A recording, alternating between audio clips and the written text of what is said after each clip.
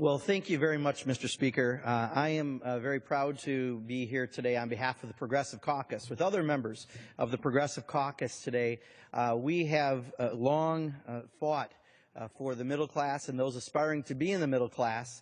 And today specifically, we want to address Congressman Paul Ryan's plan to help alleviate poverty in this nation. Needless to say, we were excited to find out a Republican wanted to talk about poverty, given the votes that we've had this session in this body.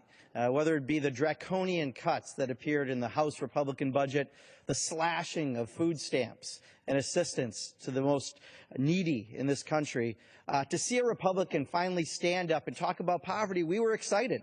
And we want to have that conversation this evening. So just what is in Congressman Paul Ryan's plan to help alleviate poverty? Well, let's see. I'm sure it must be something about raising the minimum wage to $10.10 in the next 3 years so that we can help lift people who are making $15,000 a year out of poverty. And it sure addresses equal pay for equal work so that men and women are paid the same for doing the same work. But it doesn't appear that's part of Paul Ryan's plan.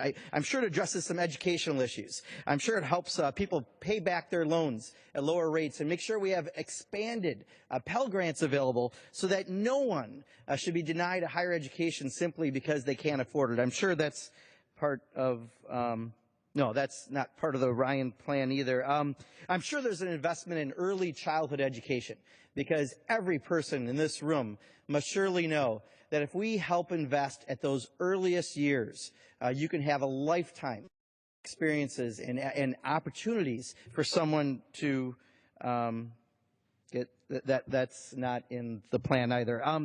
Well, surely it must address investments in infrastructure.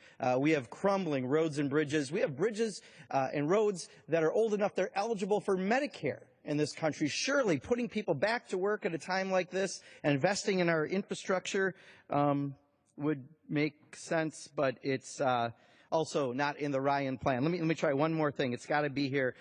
We must provide incentives to create good-paying jobs here in America rather than overseas. Clearly, the 21st Century Make It in America Act must not be in the plan either.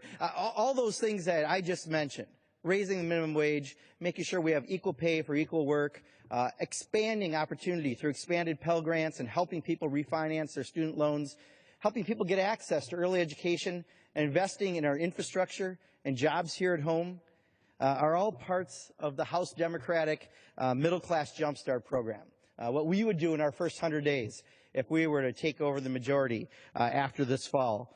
But surely there must be something we could talk about today in Paul Ryan's plan. There's got to be something equally bold and hopefully not just old. A bunch of old ideas warmed over, brought back to us in versions of block grants, and not really providing any real assistance that the most needy in this country need. I'm joined by a number of my colleagues today who are going to address exactly what's in Paul Ryan's plan and perhaps how we can offer a little different perspective on how to help the most needy in our country. I'd like to